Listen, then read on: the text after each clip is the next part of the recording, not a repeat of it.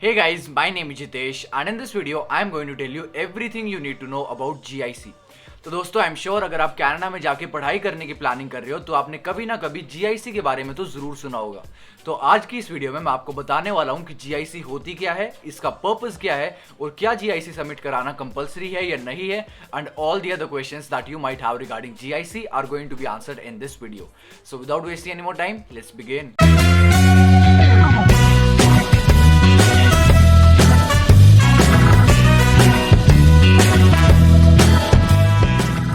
So first of all guys, let's talk about what is GIC। तो दोस्तों GIC की full form है guaranteed investment certificate.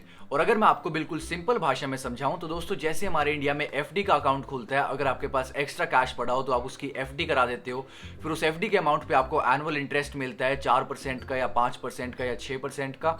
और फिर दोस्तों जब आप अपने उस FD के अकाउंट में से अपने पैसे बाहर निकालते हो तब आपको अपना प्रिंसिपल अमाउंट तो मिलता ही है, उसी के साथ आपको इंटरेस्ट का अमाउंट भी मिलता है। सेम इसी तरीके से दोस्तों कनाडा में इस चीज को GIC कहा जाता है। लेकिन वहां पे डिफरेंस क्या है कि जैसे हमें इंडिया में एनुअल इंटरेस्ट मिलता है 4% या 5% या 6% का, वहां पे दोस्तों जो आपको एनुअल इंटरेस्ट मिलेगा अपनी GIC पे वो मिलेगा 0.1% का, जो कि बिल्कुल नेग्लिजिबल है। तो अब हम दोस्तों बात कर लेते हैं कि GIC का अकाउंट खुलवाना किसको पड़ता है। तो दोस्तों GIC का अकाउंट उन सबको खुलवाना पड़ता है जो भी कोई कनाडा में पढ़ाई करने के लिए जाना चाहता हो। इस बात से कोई फर्क नहीं पड़ता कि आप कॉलेज में जा रहे हो या आप यूनिवर्सिटी में जा रहे हो या आप कनाडा की कौन सी प्रोविंस में जा रहे हो या आपका 2 साल का प्रोग्राम है या 4 साल का प्रोग्राम है। इस बात से कोई भी फर्क नहीं पड़ता, आपको अपनी GIC का अकाउंट तो खुलवाना ही पड़ेगा अगर आप कनाडा में पढ़ाई करने के लिए जा रहे हो तो। और दोस्तों GIC का अकाउंट कनाडा में लगभग सारे ही बैंक्स खोल देते हैं, लेकिन दोस्तों ज्यादातर स्टूडेंट्स जो इंडिया से कनाडा जाते हैं पढ़ाई करने के लिए वो अपनी GIC का अकाउंट सिर्फ 3 ही बैंकों में खुलवाते हैं, या तो ICICI बैंक में या फिर स्कोशिया बैंक में और या फिर CIBC बैंक में। और इन तीनों बैंक्स में से भी दोस्तों जो ICICI बैंक है, इस बैंक की जो ब्रांचेस है वो बहुत कम है कनाडा में।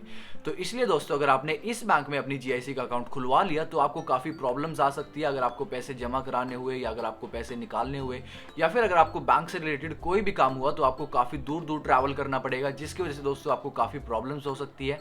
तो इसलिए आई वुड रिकमेंड कि आप अपनी GIC का अकाउंट या तो CIBC बैंक में खुलवाओ या फिर स्कोशिया बैंक में। इन दोनों ही बैंक में अगर आपने अपनी GIC का अकाउंट खुलवाया तो आपको कोई भी प्रॉब्लम नहीं आएगी। और दोस्तों अगर आप CIBC बैंक में अपना GIC का अकाउंट खुलवाते हो तब आपको टोटल अमाउंट देना पड़ेगा $10,000 का। लेकिन अगर आप स्कोशिया बैंक में अपनी GIC का अकाउंट खुलवाते हो तब आपको देने पड़ेंगे $10,200। इसमें दोस्तों जो $200 है ये उनकी प्रोसेसिंग फीस होती है। आपको जो अमाउंट मिलेगा वो तो $10,000 ही मिलेगा, चाहे आप स्कोशिया बैंक में खुलवाओ चाहे आप CIBC बैंक में खुलवाओ। तो अब दोस्तों हम बात कर लेते हैं कि GIC का पर्पस क्या है। तो दोस्तों GIC का पर्पस कैनेडियन गवर्नमेंट के हिसाब से ये है कि अगर आपको कनाडा में पढ़ाई करने के दौरान कोई पार्ट टाइम जॉब ना मिले या फिर अगर आप कोई पार्ट टाइम जॉब करना ही नहीं चाहते तो उस केस में आप अपने लिविंग एक्सपेंसेस जो है वो इस अकाउंट में से आप कवर कर पाओ।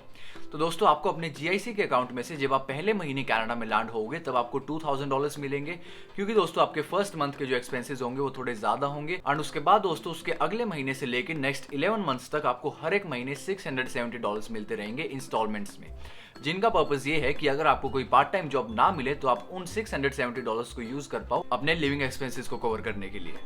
So finally guys I do have a bonus tip for you guys. तो दोस्तों आपके लिए मेरे पास बोनस टिप ये है कि जो आपको आपके GIC के पैसे मिलते रहे हर महीने और जो पहले महीने आपको $2,000 मिले उनको आप खर्च बिल्कुल भी मत करना। जैसे ही आपको हर महीने अपने GIC के पैसे मिले आप उसी टाइम उन पैसों को अपने सेविंग्स अकाउंट में डाल देना, क्योंकि दोस्तों वो जो GIC का फंड है वो बाद में आपको अपनी 3rd सेमेस्टर की फीस भरने में काफी ज्यादा हेल्प करेगा। और दोस्तों अपने लिविंग एक्सपेंसेस तो आप अपनी पार्ट टाइम जॉब से भी कवर कर सकते हो। और दोस्तों कनाडा में पार्ट टाइम जॉब ढूंढना कोई इतना मुश्किल नहीं होता। पार्ट टाइम जॉब इजीली हर एक बंदे को मिल जाती है। अगर आप थोड़ी कोशिश करोगे, थोड़े हाथ पैर मारोगे तो आपको आसानी से पार्ट टाइम जॉब मिल जाएगी। और दोस्तों अगर आप अपनी पार्ट टाइम जॉब में 20 आवर्स पर वीक काम करते हो तो आप इजीली कनाडा में $1,000 कमा सकते हो एक महीने के अंदर, जो कि दोस्तों मोर देन इनफ है आपके लिविंग एक्सपेंसेस को कवर करने के लिए। So that was it for today guys. I hope you liked the video and if you did, please make sure to give it a thumbs up and don't forget to subscribe the channel.